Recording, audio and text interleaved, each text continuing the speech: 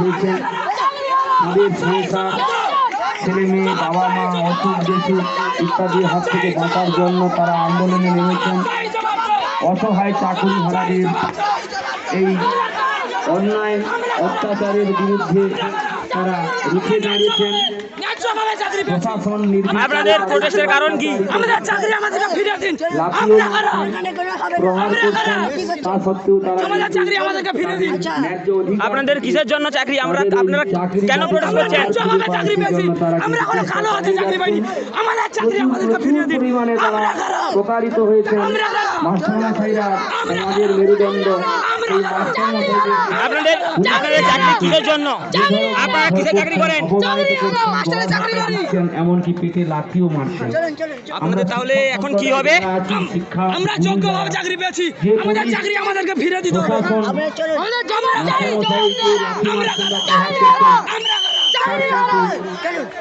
শিক্ষক মহাশয়ের কথাটি, তার যে গুরু মহাশয়ের কথাটি তার মনে